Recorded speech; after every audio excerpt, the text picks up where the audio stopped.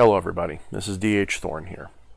This video is in response to a private question I was asked on Facebook. Someone messaged me asking for help with how to write their own rituals. Now, my book, Become the Maelstrom, does go into this a bit, although it doesn't specifically lay out exactly how to write your own rituals. It does give you all of the methods and techniques, and then shows you a bunch of example rituals that show in practice what I will be telling you now. So if you're interested in that, my book, Become the Maelstrom, link is in the description to the Kindle and the paperback version. At your leisure and interest, go right ahead. In the meantime, this is what I would tell you as a supplement to what's in that book. So the first things we have to do is we have to understand the steps of magic. Now, this came up in a live stream not long ago, but I'm going to bring it back up here and try to summarize it for you quickly. If you want to see that full explanation, I believe it's my last live stream before this one. It was just a general Q&A. You may have to search through my videos to find it. So that's why I'm giving it to you here again. First things first, you need to identify your true intention, your truest intention. And your truest intention is often confused with what your ego is telling you that it wants. Your ego is not who you are. Your ego is a story that you're experiencing, that you're telling yourself to make sense out of what's happening in your life. Your identity, the people around you, the events of your life, as well as your thoughts and internal thinking are all part of your ego. It is not real.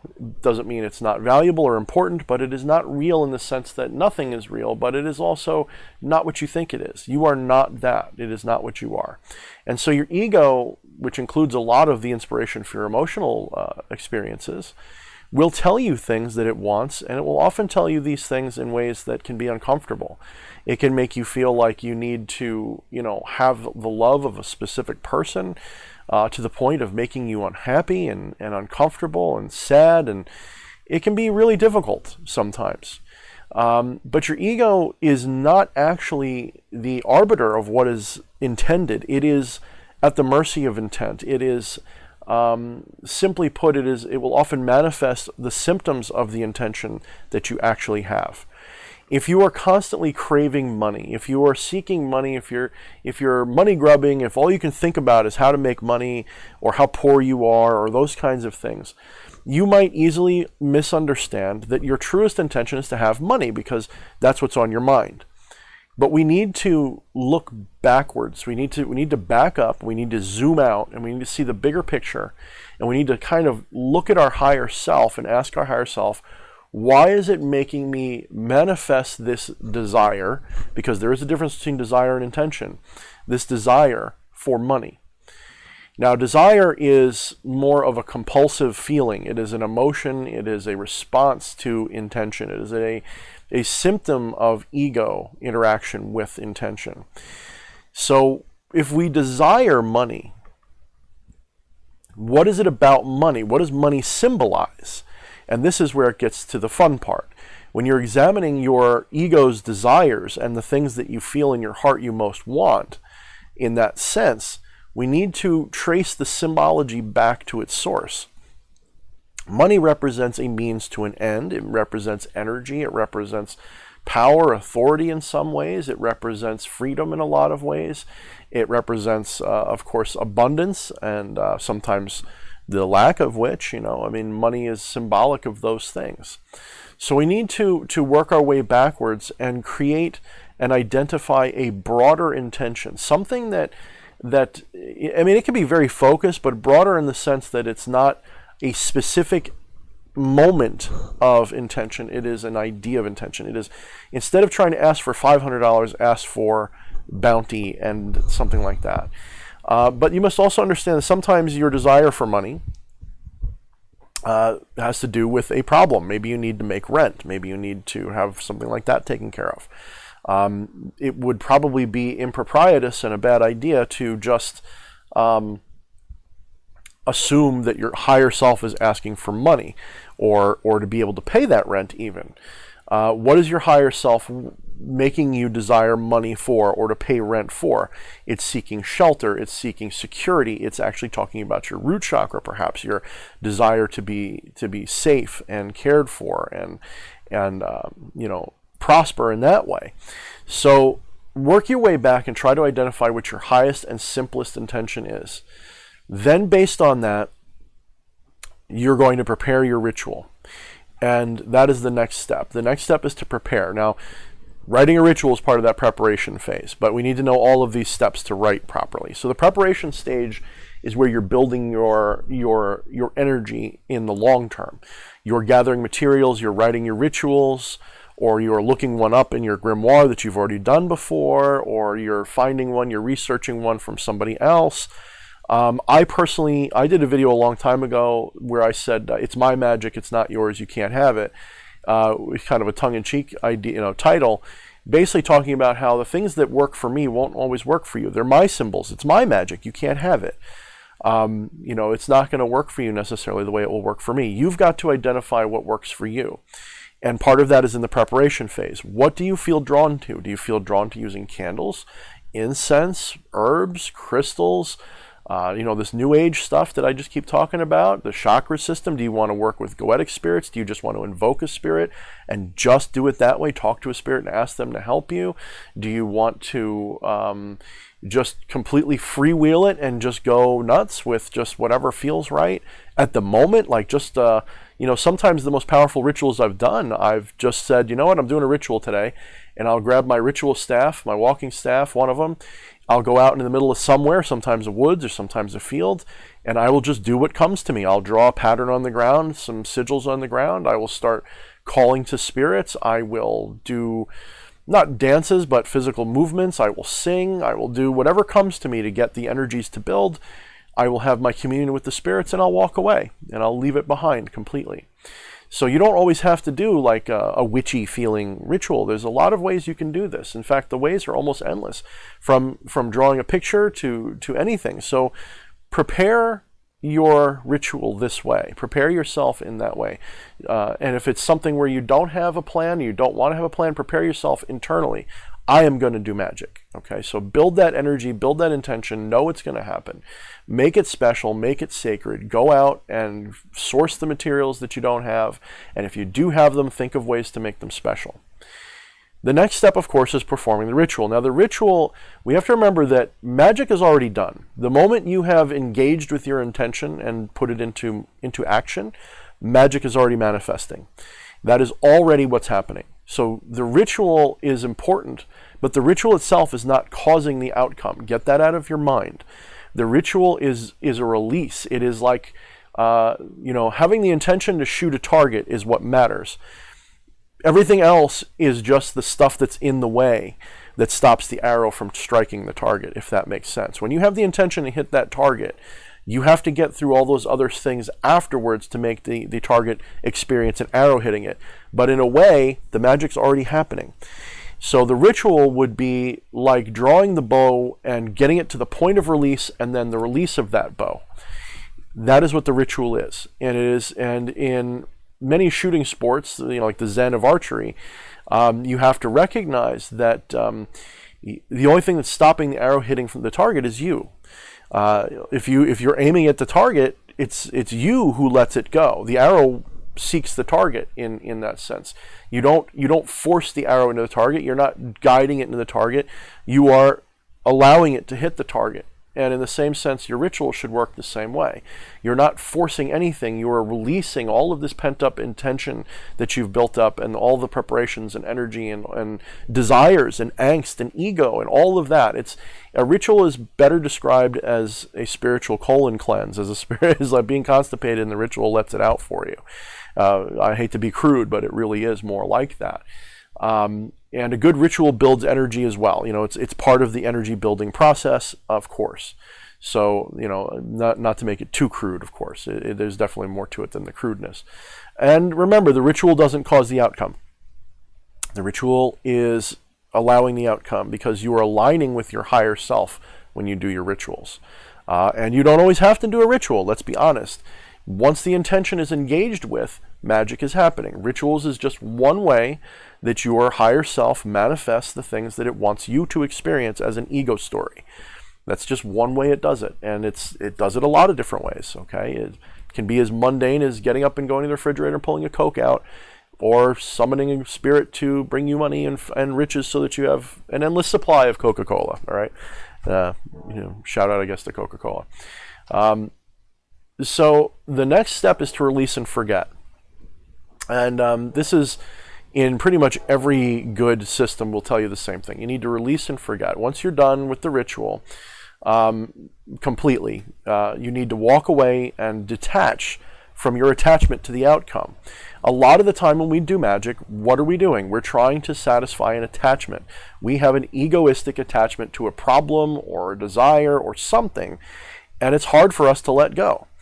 I am not different in that, capacity. There is such a thing as an attachment to non-attachment. Some people have such an attachment to non-attachment that they are attached to non-attachment. They can't let go of the idea of not letting go. And they make it the focus of their life to be not attached to things. And it's like it becomes an obsession in and of itself. It becomes a thing that becomes egoistic. Look at how not attached I am. Just relax and recognize that you're going to have to try to let go and be unattached without forcing the unattachment. You have to just let go. There's a difference. You're not throwing it away. You're not pushing it away. You're letting it go. You're just going, not going to worry about it. And if the thought does cross your mind, hey, I did a ritual yesterday about this. Did I get a result yet? Try not to give into it. Just let it pass through. The reasons for this are everything from metaphysical, esoteric belief that you're holding on to the energy of the ritual and you're not letting it go. You're therefore binding its potential to what the least amount that you think about it. Some people would say that it'll still work if you think about it, but the more you think about it, the less potent or the longer it will take. Some people will tell you that it's the moment that you truly don't care and forget about the outcome that the outcome will manifest for you as a remarkable surprise, a synchronistic surprise. So those are the steps of magic. Once you understand those, it gets a little easier to start writing the rituals. So plan around that so far. Plan around that.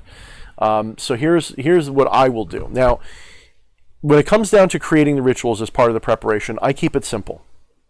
Now, long form ceremonial magic, of course, has its place. It certainly has its place. There's definitely times when you want to spend days, hours, many phases in a ritual. I don't personally practice ceremonial magic of that sort.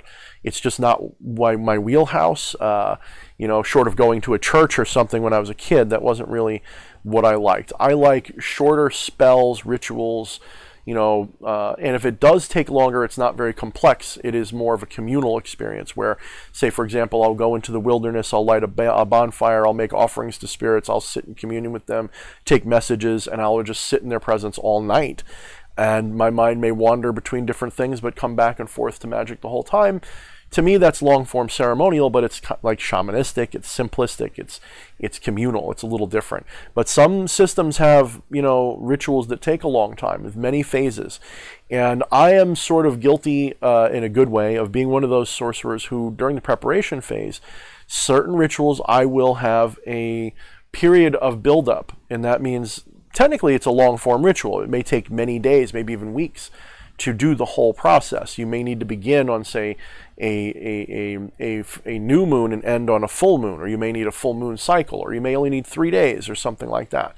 The point is, sometimes there are rituals that work better when you give them some time. However, long form ceremonial magic, though it has its place, you shouldn't overwhelm yourself. Don't make something so complex that you are spending most of your time reciting things in a book, or memorizing them to pointlessness. One of the problems is if you memorize magical ceremony, I feel personally, you rob it of some of its impact. Now, yes, that does ingrain it into your subconscious. It's a thing you can perform mechanically very easily, and sometimes that's a good thing. I mean, in a way, everything I do is been practiced so many times it's memorized. But the individual components change and shift and are the art form.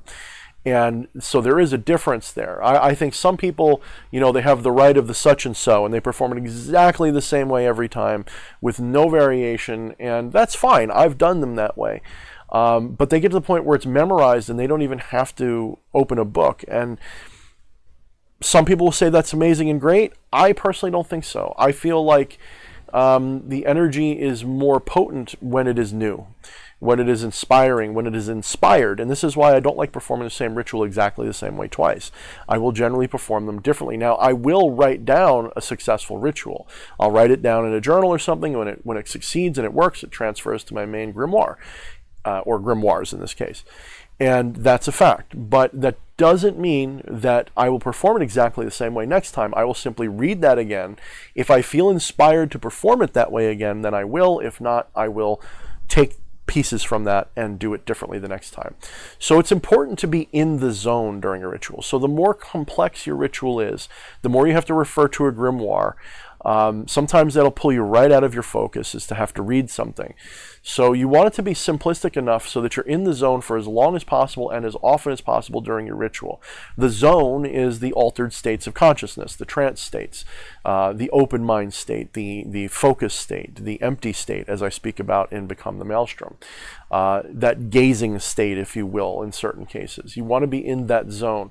And the longer the ritual is, the more complex it is, more likely you will be to get distracted. So plan for it to be, half hour maybe, hour maybe at most, and much of that time will possibly be spent in communion with spirits if you call them. So if you're just doing a simple candle spell, you don't have to be there for days. You can just prepare your candle, set your intention, and release. So a good ritual is kind of sexual in nature. It's going to sound a little sexual. A good ritual, in a very real sense, you are impregnating reality with your will. So you really want to build the ritual to a climax. You really want to have a good prep and foreplay period where you're preparing the ritual, then performing the ritual in a methodical, preparatory, foreplay kind of way. You want to remain in the saddle, so to speak, for as long as you can, or for the right amount of time, I should say, not necessarily for a long time, but you want to remain in the saddle as a way to build up that magical tension, that sexual tension, that magical tension, and then release that tension somehow with ritual climax. That could mean, for some people, if you're a chaot, quite literal, and for others it could just mean a moment of ecstasy and release of your, ecstaticness, a release of the energy in the ritual moment. This could be totally internal, it could be totally external. You might flail around and scream, you might just breathe a sigh of relief, whatever it is for you. And then if it's appropriate for the ritual, sometimes it's not. Sometimes you want to close the ritual right off and run away. Other times you want to bask in that glow for a while and commune with your spirits for a while. So plan for this. Make this part of your plan. You want to have a ritual that builds to a crescendo and then either slowly lets off or quickly lets off. And then, as I said before, once you're done, you want to leave that connection, break it off completely, and with finality, and not dwell on it. And in addition, a good ritual must have, in my opinion, a physical component, a mental component, and a spiritual component. Now, what do I mean by that? Well, a physical component, it includes your body, right? It definitely includes your body, includes your physicality. That's a big part of it. What you do with that body, how you use it in the ritual, how you move, how you act, how you speak, all part of the physical component. But having physical materials like ritual tools, candles, crystals, incense, sigils, whatever it is that matters to you, counts as part of your physical components. An altar, for example. A mental component would be your thoughts, your planning, your identification of intention, your responsiveness, your intuition, your integration of your will into the ritual is the mental component. And there's not much you can do to add to that except to be present and achieve these altered states of consciousness. Those are the best ways to do so. Reading from a grimoire helps sometimes if you want, or memorizing or something like that is potentially useful, even though I kind of poo-pooed memorizing earlier. It's still useful. And then lastly, the spiritual component, this is a little trickier because most people have trouble with this. They can't differentiate between what's in their mind's eye, like just a thought, versus what's more of like an astral feeling, what's more like an intuitive visualization of what is in the astral, what's happening. So the spiritual component is often a sensitive component. You have to sense what's going on in the spiritual realms and visualize things, feel them, and intone them into the spiritual. So when you speak a word, it's fine to just speak it. It will work. But it will work better if you can intone it sometimes. And intoning it means as much as you're speaking it, there is an internal resonance. If I say the word Satan, for example, I can just say, hail Satan, right? If I'm doing an edgy satanic ritual, or I can dramatically perform it, hail Satan, right? That's even better. Now, what if while I'm doing that, hail Satan, I'm feeling it in myself, resonating through my body, in through the astral realms as I'm doing it. So it's not just my voice box, it's not just a sound, it's an internal energy vibration that in the astral, if I'm in the zone, I want to hear my voice booming even louder in the astral perhaps than in the physical. That's one of the ways of intonation. Intonation can also be a technique where you hold certain syllables and things like that. And that's a way to pardon that train. It's intoning into my video right now. When you're intoning, you can prolong your vowels, your syllables, things like that, and feel them vibrating. So if I was saying Satan, it might be Satan. That would count as an intonation. I'm feeling that resonance. So that counts as an intonation. Now that is a way, actually, to unify the mind, body, and spirit in an action, because you're thinking it, you're feeling it, and you're experiencing it in the astral. So that satisfies that trinity component of mind, body, and spirit, physical, mental, and spiritual. But another good way to really invoke that spiritual is to invoke a literal spirit, to call upon a spirit. Sometimes it could be your higher self if you have that interest to engage with that more directly. It could be a spiritual being, like we said, Satan, Lucifer, a demonic being, a god from pagan history, anything you want that feels right, that you have a connection to. Of course, if you're establishing a connection, it's a little different. That's fine too. That does count as a ritual too. If you're trying to meet a spirit, that counts as a ritual. Perfectly effective. So, once we have identified our truest intention, we now need to find out what corresponds to this intention, both in terms of spirits, mundane materials, magical materials, physical objects, sigils, thoughts, words, etc. If you don't intend to use spirits, that's fine. You may just want to just use materials. Maybe you're just doing a candle spell, like I said earlier. You don't necessarily want to use spirits. You don't have to use spirits, although I often do. I use spirits in about 80 to 90% of my magical ritual. I will call upon a spirit, even if only to bear witness and give me guidance and commune with them during the ritual. Sometimes I will call them and ask them to do for me what I can't do for myself. So, for example, sometimes I just don't feel like I have it just doesn't feel right to do a ritual for something. And I will invoke a spirit and say, Spirit, I need your help, etc., etc. Here's what I want, here's what I'm willing to give, and I ask them to take care of the work. And they're happy to do it, because these spirits, they represent usually archetypal energy that wants to be what it is. And if it's a spirit of baneful destruction, it wants to do baneful destruction. It just needs your direction to find a good target. Someone might ask, well, why don't they do that anyway? Why do they need you? Well, it's a good question, because one would ask that question. I've asked that question. And the reality is that these spirits work through you in many ways. You are an interface for them to interact with reality. You and other people, of course. And when you call upon them, you're calling upon them and allowing them to act through you and through whatever is in your interface, whatever is within your ability to interact with. And remember that many of these spirits are both internal and external. That means they exist within you as much as they exist without you. So you're actually accessing a part of your higher self when you call upon Lucifer, when you call upon Belial, when you call upon Leviathan or Zeus or whatever spirit it is. You're calling upon a part of your true nature, your true self, your higher self. And that exists both internally and externally. External to your experience, but internal to your reality. So you may not experience those things within yourself in the normal, chain of events. In ritual, however, especially if you're invoking these spirits, yeah, that happens quite often. You will suddenly feel like, hey, I feel like a piece of Zeus is part of me if you're working with Zeus. I feel like a piece of Lucifer is a part of me if I'm working with Lucifer. So that is important to do. It's important to remember.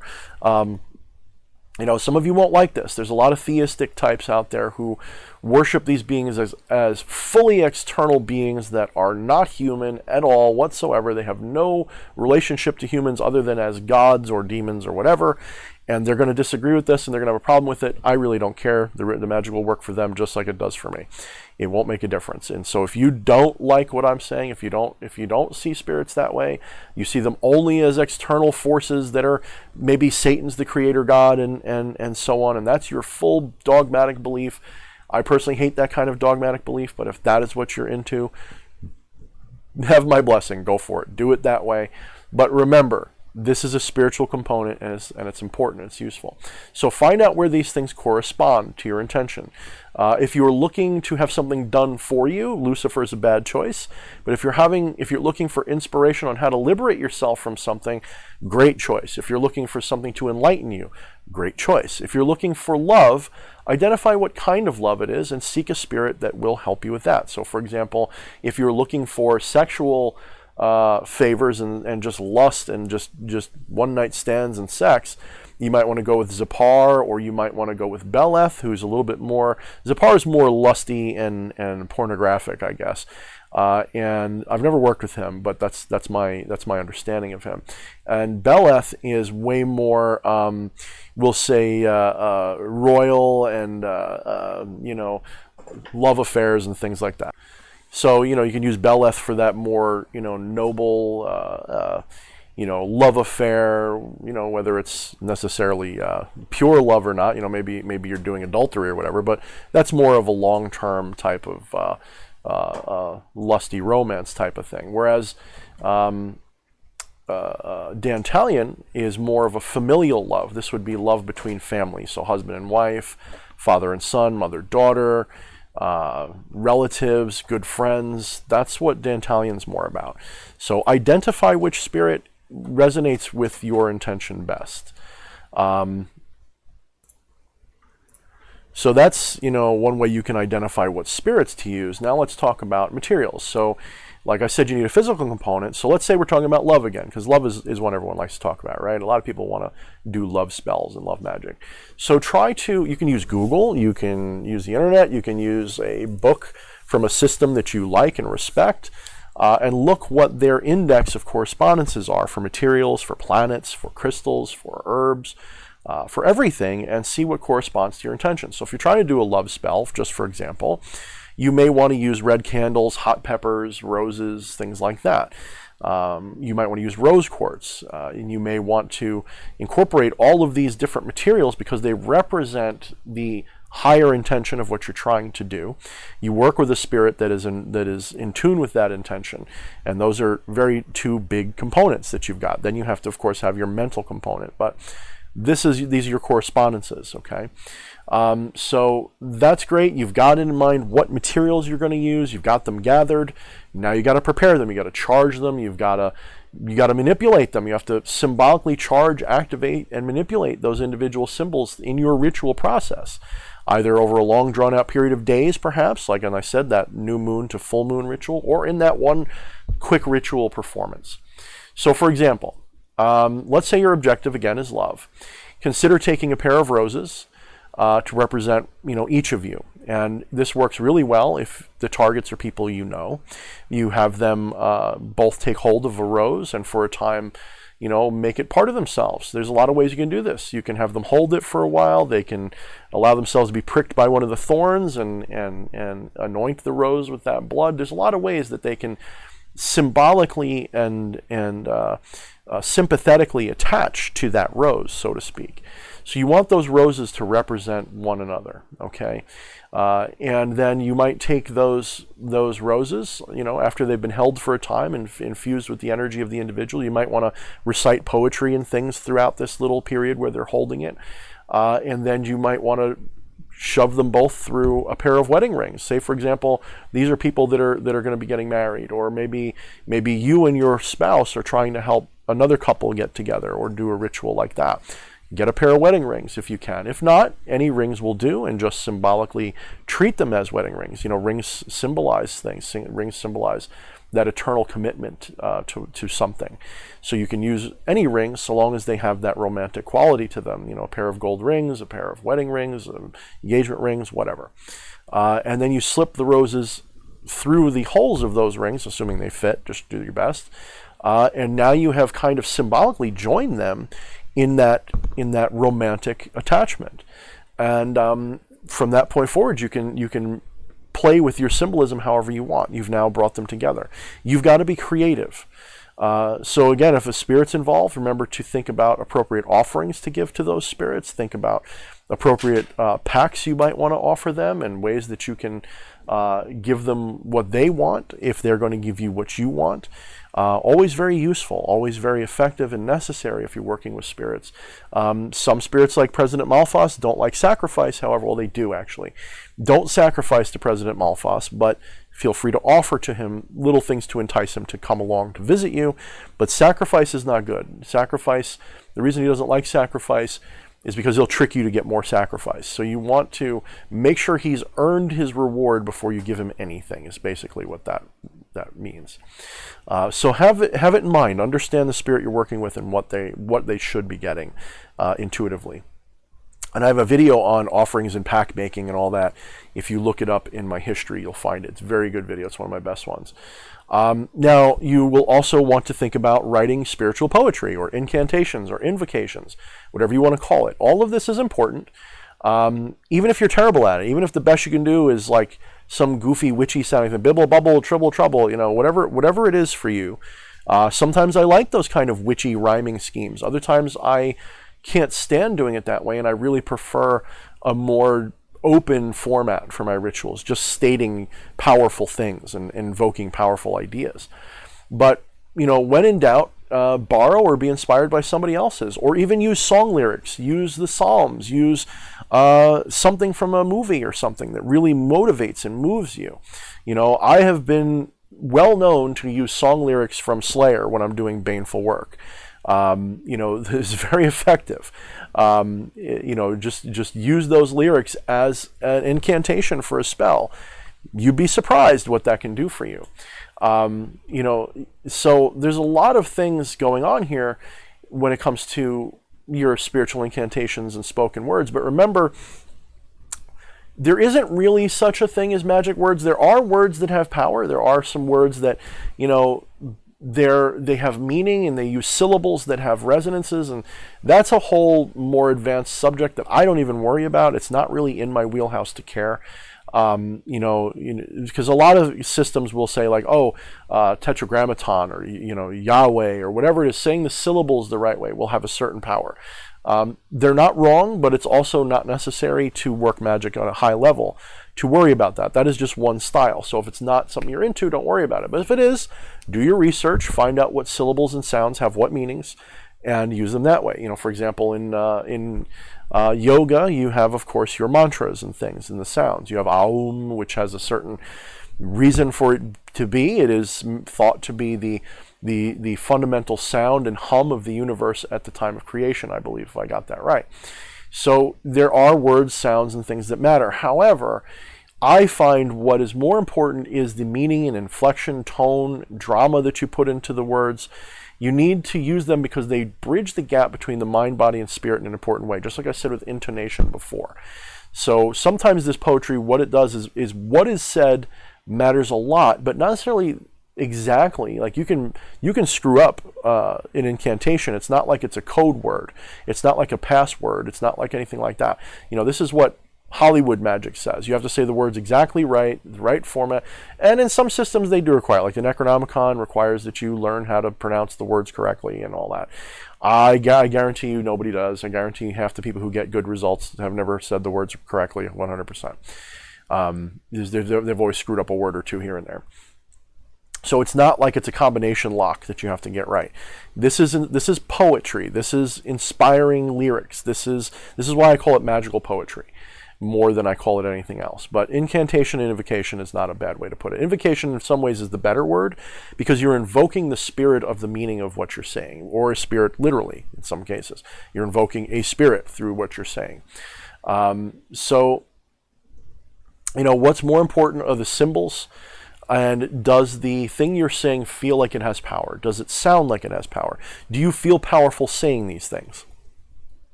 So other things that are important are the symbolism of the words. So you want to make sure that the symbols match the intention, the energy, the emotion that you're trying to generate, or factual things that they declare or identify about something, especially spirits. So for example, calling Asmodee the Dark Lord of Wrath as part of your invocation. Perfectly appropriate, probably get a kick out of it. Calling him the sparkling tickler of unicorn toes, on the other hand, would be a terrible idea. Hilarious, but terrible. So just keep that in mind. Try to be as accurate as you can with your poetry, but be freeform at the same time. It's like one of those like paradoxes, right? Be freeform, but here's the rules. The thing about writing good rituals is that, again, what is good for you is not going to be good for everybody else. Some things will, of course, cross over from person to person. We all see things with a similar context as human beings because we are in a human context, and the forms that we identify in the astral and overlay onto the material world that give things meaning are fairly human and universal. We think with a human mind, and we have a human experience. If we were a cat, we would see the world in a cat way. If we were a UFO riding alien, we'd see things in a UFO riding alien way. We are human beings, and so certain things, colors, shapes, smells, have certain specific correlations to our spiritual gnosis.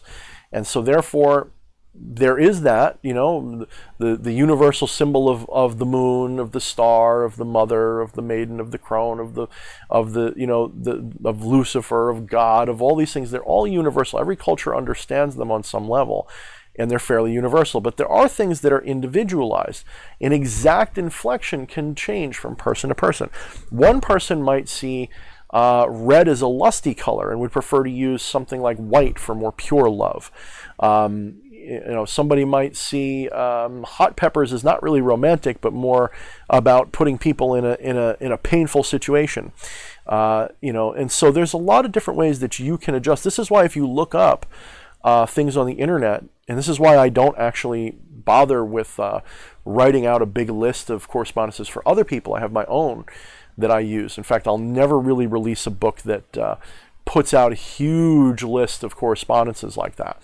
And tries to correlate them, because it's going to be a little different for everybody. I would rather you research it on your own and make your own grimoire, or just research it when you need it, because you're going to find that if you go to 10 different websites, you'll probably get 12 different answers, for a lot of things. Or they'll be similar, like everybody uses, black obsidian for basically the same thing, but some people will say it's more protective, some people will say it's more purifying, some people will say, there's different inflections on it. Different people experience slightly different realities in this sense, and there's nothing wrong with that. Feel out which one feels right to you and use that. Remember that some people get great results with more elaborate or more simplistic magic. Some people are fine with just a simple candle spell. I've done very powerful results with just a candle and in good attention and good energy. You can manipulate, that's a good word. Let's remember that. You can manipulate the whole world to to do what you want, even with just one candle. It's completely possible.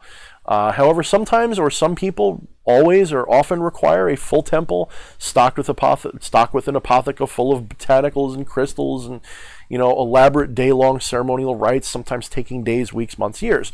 So again, everybody's going to be different, and the more you put into it, the better it will be. But what you're putting into it doesn't necessarily have to be like time and money, okay? Putting work into magic, that's something else you have to plan for, is to put work into it, but that work can happen in the span of a minute.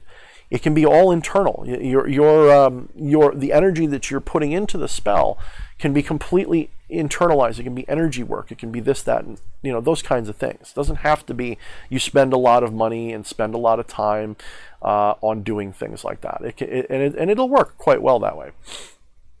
Remember, sometimes you might also want to incorporate a little chemical assistance. So you might want to, beyond just incense or offering herbs, you might want to partake in those herbs or some of those things to achieve a certain altered state that is necessary. The use of blue lotus, damiana, mugwort, wormwood, or stronger, more controlled substances perhaps. Which I do not recommend nor deny. YouTube will have a problem. Some people like trinities, some like pentagrams, some like hexagrams, some circles, some squares. It's important that you know what each one of them means. But, at the same time, if you keep it simple, it's not as necessary to worry about all of this stuff. You can, a good ritual to me, when I'm creating a ritual from scratch, a good ritual to me is going to be short, it's going to be sweet, it's going to be to the point, it's going to have some components that I can mix and match, it's going to be usually one or two things that are charged, empowered, and released. A couple of special objects, and of course my usual altar layouts, with the way I have things balanced on my altar to charge and give things intention and meaning. You don't have to have an armload, to do a ritual, but some people desire it. Like my wife, she lays out a big spread. She'll put like a ritual mat down, and she will lay out sometimes dozens of different intricate little objects and trinkets and things that she wants to use to offer and charge and build the energy of her ritual, and that's beautiful for her. It works for her. I've used things like that and they work for me, but I like to keep things simple. Couple of things, couple of intentions, couple of charges and releases, and I'm good. I don't like to go for hours, picking up different pieces and putting them in different ways. But if that is how you do it, go for it. Don't consider what I'm saying any kind of restriction on you. But of course, the more stuff you incorporate, the more important it is you know what they all mean vividly enough that you can incorporate them effectively. You don't want to put things backwards and then look back on the ritual and go, why did I use that? That is so not the right thing to incorporate in that ritual. And if you do that, just accept that your intuition decided it and be okay with it. One of the things that ruins the ability to create rituals is lack of confidence. You need to have the confidence. And this is why I often will tell people, start with a couple simple candle spells. Just go from your intuition, do a few simple candle spells or rituals or whatever. Keep it simple and then build from there. It doesn't take long. Within a year, you should be perfectly capable of writing your full, complete rituals from start to finish that you'll feel confident with and not have any problems. The important thing is to do the work. Get out there, go in your ritual chamber, sit down, write your rituals out, experiment with them, and experiment not like a scientist, but more like an artist. I know some people really want for magic to be a science. I'm not one of those people specifically. I think it's more like an art form. You trial and error, you do experiments, you see what works. Art and science, there is a science to art, but that science doesn't make it good or not. What makes art good or not is not scientific. You can't scientifically quantify what makes art good. In the same sense, you can't scientifically quantify what makes a ritual work or work well for you. It's an art form. There is a science to the components, yes. There's a science to the practice, perhaps. But the actual mechanisms, it's metaphysical, it's esoteric, and it's an art form above all. So when you're doing this, if you're not a very creative person, you're going to probably have to spend more time researching and using other people's rituals. It's just a fact. I hated that. I don't like doing that. I wanted to make my own right off the bat and do them my way. And I have a lot of results with that. But everybody's different. You may not be the type who can write your own rituals reliably. You may have to beg, borrow, and steal and incorporate, and that's fine too. Some people are painters and can paint anything. Some people are collage artists and they can't paint for their life, but they can arrange things and make an interesting collage. Some people are great at arrangements of ideas. Some people are great at the creation of ideas. Everybody's different, so use that to your benefit. So remember, you want physical components, you want mental components and spiritual components. If your ritual is meant for a more physical outcome, you probably want to incorporate more physical objects. So if you're trying to change something in the physical world, instead of just a candle, maybe you want candles and crystals and all kinds of stuff coming together to have as much resonant material energy as possible. If you have a very mental thing involved, maybe you want to learn a new skill or experience a new thing, gnosis, something like that, You might need more mental components. You might need more intentional visualizations and speaking more things in written form, or writing things in ritual. Don't forget, you can write during ritual. There's nothing that says you have to only read. You can, of course, write and create and draw during ritual, and that can also be part of your ritual. So that's possible. And the more spiritual your intention, say for example you want to make contact with a spiritual being, or maybe you want a spiritual shift in your life, then more spiritual things may be important. More astral visualization, more invocation or evocation of a spirit into your presence and commune with them is more important. So that could be necessary as well, or balance them all as needed. Sometimes you want a holistic approach. You want all the different avenues covered equally. In that case, try to balance the mind, body, and spirit. Okay, guys, this was a kind of a long video, and this video will probably be at some point, if I ever start offering video lessons, this will probably be incorporated into that service if I ever offer it. But hopefully you guys got a kick out of this video. In the meantime, if you want to support my work, feel free to like, subscribe, comment, and share. That always boosts me in the ratings. Even if you decide to dislike it, that still boosts me in the ratings, so go for it. And if you want to support me financially, check out the description in this video. I have links to my books. Become the Maelstrom is more in line with what this video was about. It'd be very useful for those of you who are starting out, or maybe intermediate to beginner.